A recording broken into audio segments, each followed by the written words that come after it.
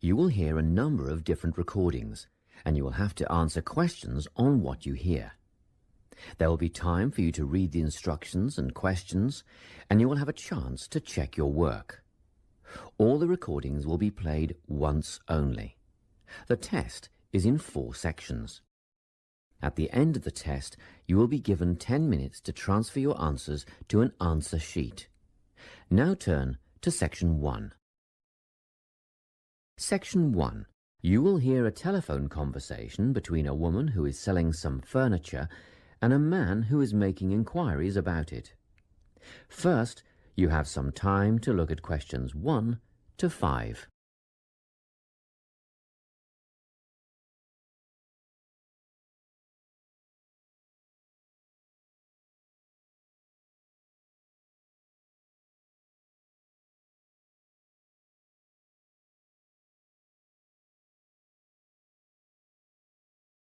You will see that there is an example that has been done for you. On this occasion only, the conversation relating to this will be played first. Hello, Carolyn speaking. Hello, my name is Lincoln Faraday, and I'm ringing to see if you still have the bedroom furniture that you advertised for sale. Yes, there are 3 items left. 2 bedside tables and a dressing table. The woman said she has 3 items available, so 3 has been written in the space. Now we shall begin. You should answer the questions as you listen, because you will not hear the recording a second time. Listen carefully and answer questions 1 to 5. Hello, Carolyn speaking. Hello, my name is Lincoln Faraday, and I'm ringing to see if you still have the bedroom furniture that you advertised for sale. Yes, there are 3 items left. 2 bedside tables and a dressing table. Oh, good. They're just the items I'm after. Tell me, what's the construction of the bedside tables? I mean, what are they made of? Well, they're a matching pair and they're made of wood. But the wood has been painted. It's not brown anymore. It's been painted cream. I see. Each table has a shelf and 2 drawers. Oh, and the drawers have square brass handles. Quite modern and quite nice, really. And what about the dimensions? Well, each table is 50 centimetres wide. That's good. Much bigger than that, and they wouldn't fit beside my bed. I live in an apartment where the bedrooms are quite small. What I really need to know is how tall they are. You see, my bed's quite high. 65 centimetres high and 45 centimetres deep. Thanks. Just a couple more questions about the bedside tables. What condition are they in, and how much are they? They're in perfect condition. There isn't a mark on them. I had them painted professionally, you know, so the finish is much better than you'd normally expect. As for how much, I think £15 each would be fair, but I'll only sell them as a pair, so that's £30 all up.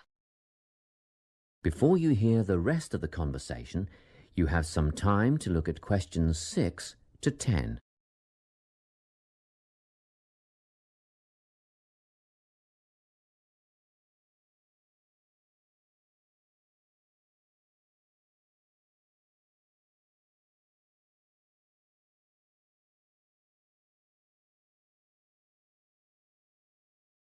Now listen and answer questions 6 to 10. Now, can you tell me about the dressing table? Yes, it matches the other tables in colour and style. Good. How many drawers does it have? 5 altogether. The bottom 2 drawers hold more as they're deep. And the dimensions? How wide is it? That's all I need to know. It wouldn't be more than 1.5 meters, would it? Well, just under, actually. It's 1.25 metres across. Does it have a mirror? 3. Sorry? It has 3 mirrors, you know, a central one and a narrower one on each side. And they're all adjustable. I see. And the overall condition of the dressing table? Well, it has a couple of scratches on the surface, but it's still in good condition, so I'm asking £50. Could I call round and have a look later today? What time were you thinking of? In about half an hour. Oh, yes, that's fine. By the way, my name is Carolyn Klein. It's on the gate at the front of the house. Klein. Is that K-L-I-N-E? That's right. And I live at 19 Domain Road. Did you say the main road? No, Domain. D-O-M-A-I-N. Road. That's just off Ashgrove, isn't it? Yes. See you soon, then. Yes, in about 30 minutes. That is the end of section 1. You now have half a minute to check your answers.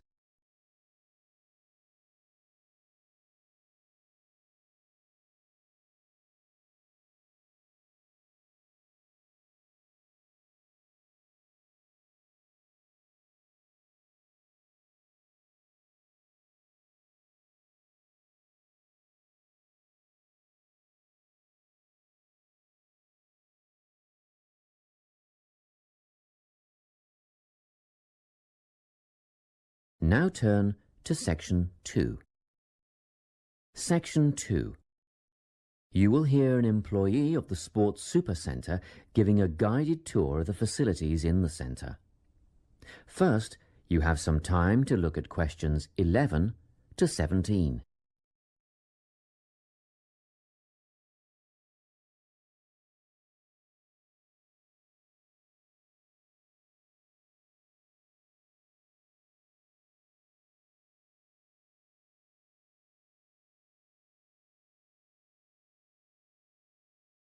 Listen carefully and answer questions 11 to 17.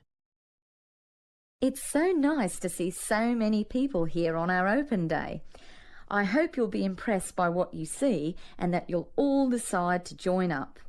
We have tried to cover all aspects of sport and fitness here at the centre. Well, let's start, shall we? As we're standing here at reception looking down the long corridor, you'll notice the car park on your left, where most of you have parked, asks you to reverse into the parking spaces for safety reasons. Also, this morning, a couple of keen potential members rode their bikes right in through the door instead of leaving their bikes outside there on your right, where the secure bike stands are. You may be wondering why there are so many mothers arriving with little children.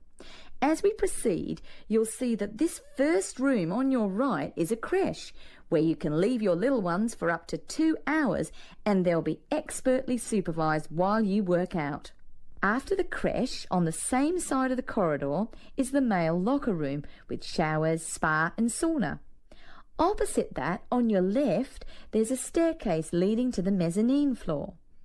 You'll not only get a great view out over the playing fields, but you'll also find a coffee shop and snack bar selling a range of wholesome food and drinks, protein shakes, fruit smoothies, that kind of thing. We won't go up the stairs at this point. I'll give you some time later when you can explore at your leisure. Most of you in the group are women, so next let me point out the women's locker room, which has the same facilities as the men's, you know, things like showers, spa and sauna. It's separated from the men's locker room by an office which the staff mainly use for administrative purposes. As we move on the same side of the corridor as the stairs, you'll see the entrance to the main hall, where they hold yoga classes, aerobics and so on. On the wall here, there is a timetable of all group classes and it is updated regularly. Now, opposite the hall is the gymnasium itself. Go ahead, have a look. Impressive, isn't it? Very spacious, light and airy with all the most modern equipment. As we continue down the corridor past the main hall, on the same side, there is a conference room. This is mainly used when the centre is hosting a big sports event of some kind. It gives the officials a quiet place to gather and have meetings and so on. You'll have seen the 400-metre athletics track on your way in beside the car park. We have some pretty big athletics conventions here. Well, after a strenuous workout, I bet there's nothing you'd like more than a swim in the aquatic complex. But first, these rooms on our right are all part of the sports medicine clinic, where you have access to a doctor, physiotherapist, massage therapist, podiatrist and even a sports psychologist if you need one. Of course, you'll need to make appointments, but if you have any questions, just pop in and see the clinic receptionist and she'll help you out. Okay, let's go through the turnstile ahead of us. And here we are, in the Aquatic Centre. Turn left, past the pool shop where you can buy or hire goggles, swim caps and such like, and we're outside, poolside. Beautiful, isn't it? Especially on a day like today. Go on, dip your toes in the water, and if that's not warm enough for you, then I'll take you to the indoor pool, which is less than half the size, but heated to 32 degrees. Let's go back past the pool shop and through the double doors to the indoor pool. Well, that's all I have time to show you. Let's go back to the reception area, and if you like, we can run through some details about opening hours, membership and so on. Before you hear the rest of the talk, you have some time to look at questions 18 to 20.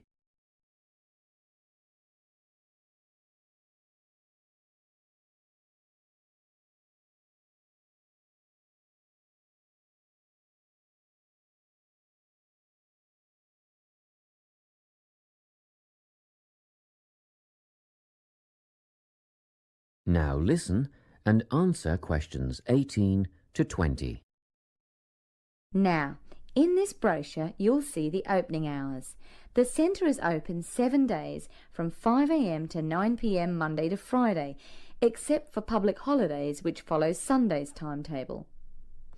On Saturdays, we open at the same time as weekdays and close a little earlier.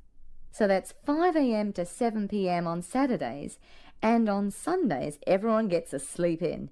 You can come in between 7 a.m. and 5 p.m. Membership fees cover access to the gym, group classes and the pool. But if you want to join a swim squad to train with a coach, you should inquire at reception for prices and timetables.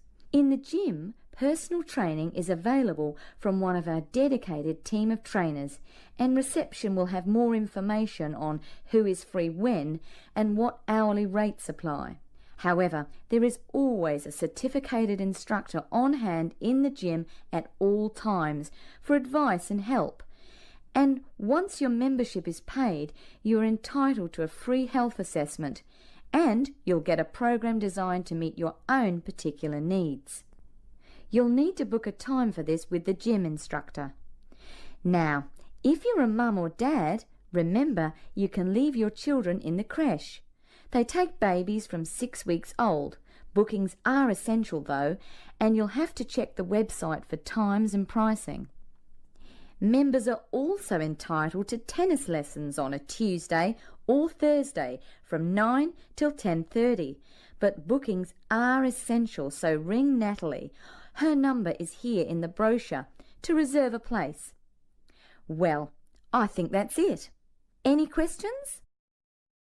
That is the end of section 2. You now have half a minute to check your answers.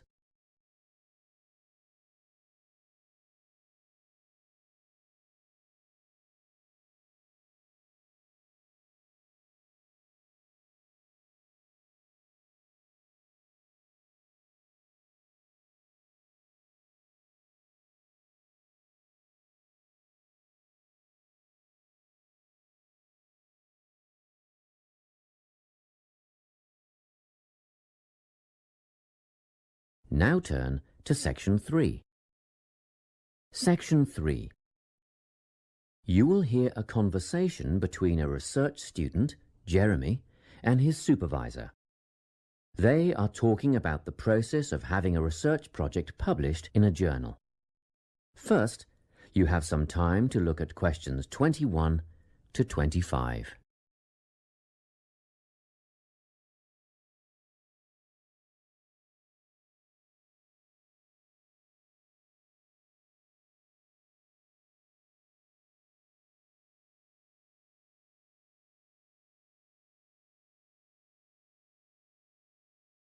Listen carefully and answer questions 21 to 25.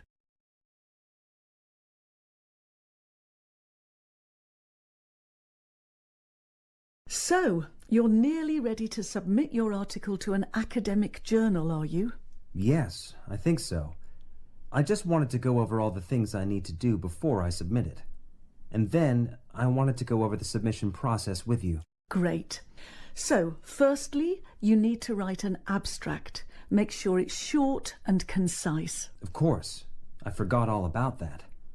And what about key words?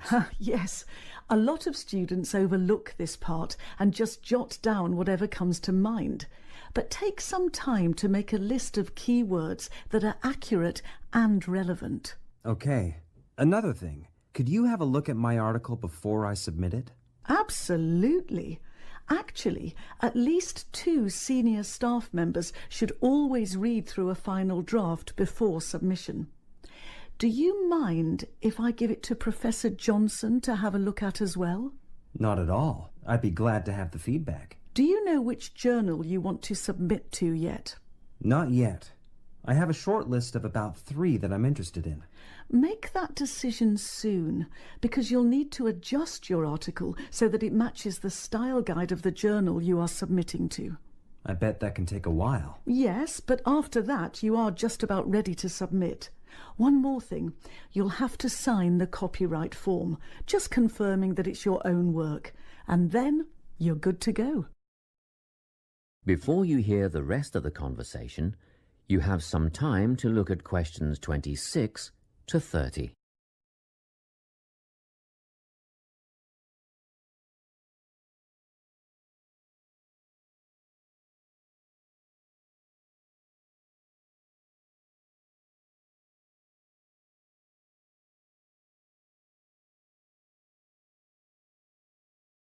Now listen and answer questions 26 to 30.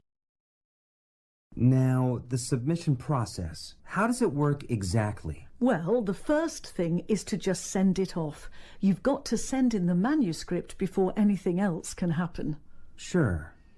And then should I call to check if they have received it? No need for that, no. All you have to do is just log on to your email regularly, because you will get a submission confirmation once they have processed the manuscript. And that will have comments on what they thought of it? No comments yet. That email is just to let you know they have received it.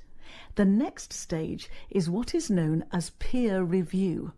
This is when experts in the field review your manuscript and decide whether to accept it. They'll never accept me. I'm only a master's student. Don't worry about that, Jeremy. It's all done through a double-blind method.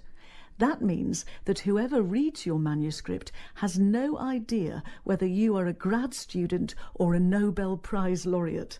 They'll only be judging your work, not you. Well, that's good to hear. And then what, once they've made their decision?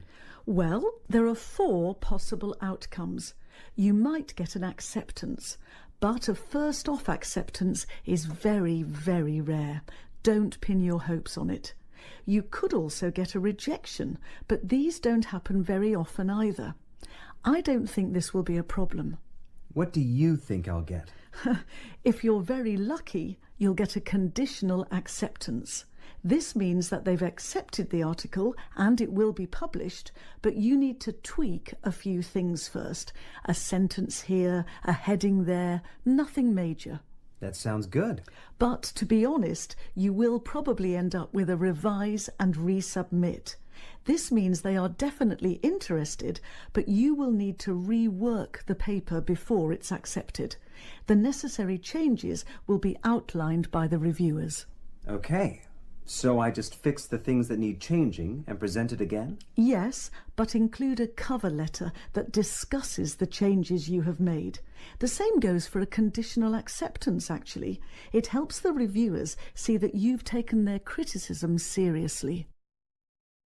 That is the end of section 3. You now have half a minute to check your answers.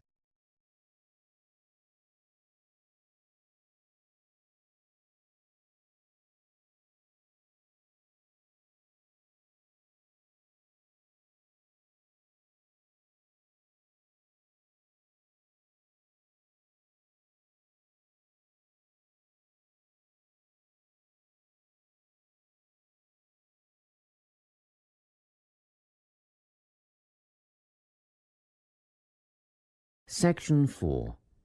You will hear a talk on the importance of soil in organic agriculture. First, you have some time to look at questions 31 to 40.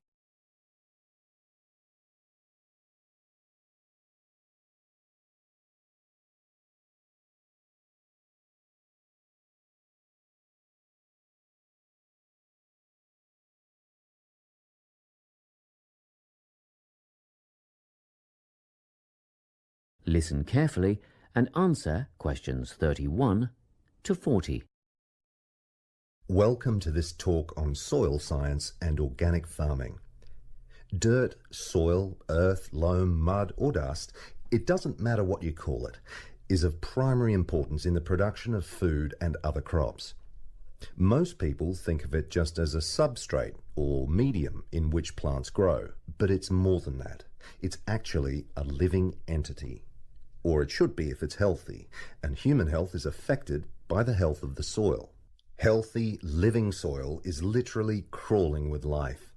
There are the obvious earthworms, which burrow in the soil and help to aerate and improve it, beetles and other hard-backed insects, and various invertebrates like centipedes. Then there are fungi and bacteria, also living forms. Healthy soil needs food, air, and water to help plants grow. And the more nutrients in plants, the more available for humans and livestock. It stands to reason, therefore, that plants grown in poor soil will have few nutrients to pass on to the consumer, whose well-being will be worse off over the long term. So, where do plants get their nourishment? Most of it comes from the soil. Some nutrients are made up of minerals from the earth, while others come from dead plant and animal matter, which is broken down over time by the living insects and other organisms in the soil.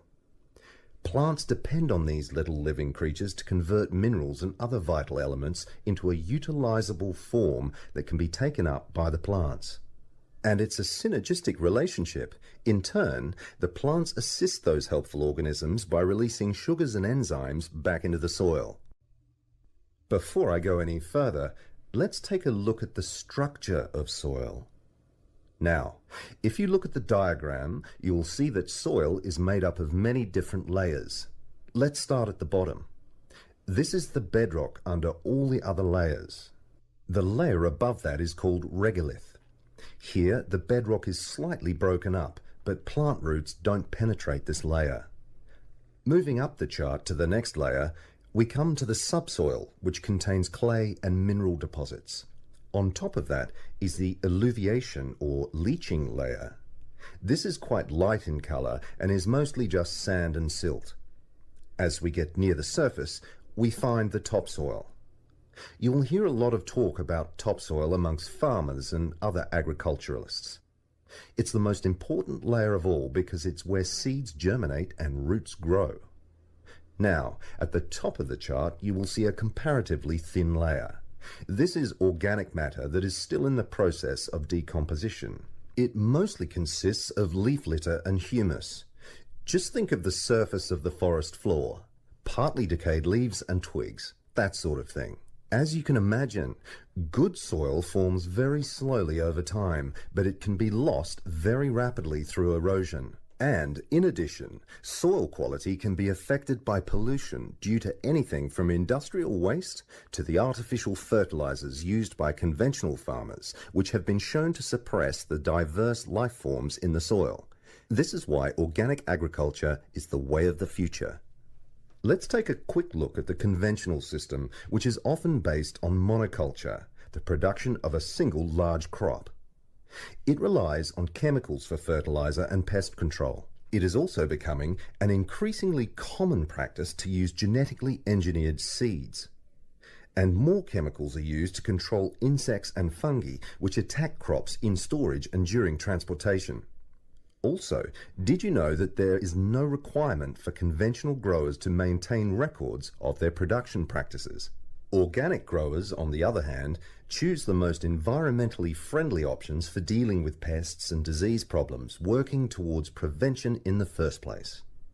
Some of the strategies they employ include alternating the crops grown in each field, as opposed to monocropping. Because different plants add different nutrients to the soil, by rotating crops, the soil is naturally replenished. This can do away with the need for pesticides, because the problem insects' life cycles are naturally interrupted. Surrounding crops with green waste can not only conserve moisture in the soil, but it can prevent weeds from springing up, and it also feeds the beneficial microorganisms. When it's ploughed under, it feeds the soil by building more organic matter. Organic farmers often release beneficial insects as predators, which precludes the need for artificial pesticides. Animal manure, combined with green waste materials, correctly composted to kill pathogens and weed seeds, fertilizes the soil in a way that encourages life rather than suppressing it. And, by the way, use of manure in organic farming is highly regulated.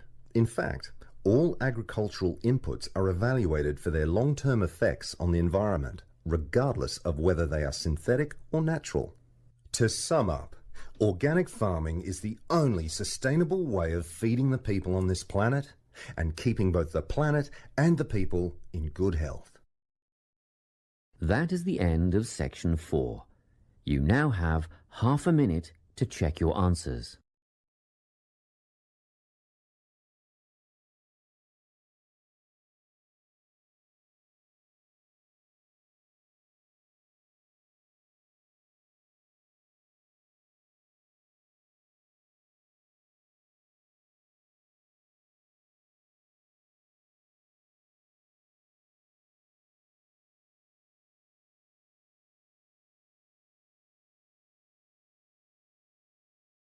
That is the end of the listening test. You now have 10 minutes to transfer your answers to the listening answer sheet.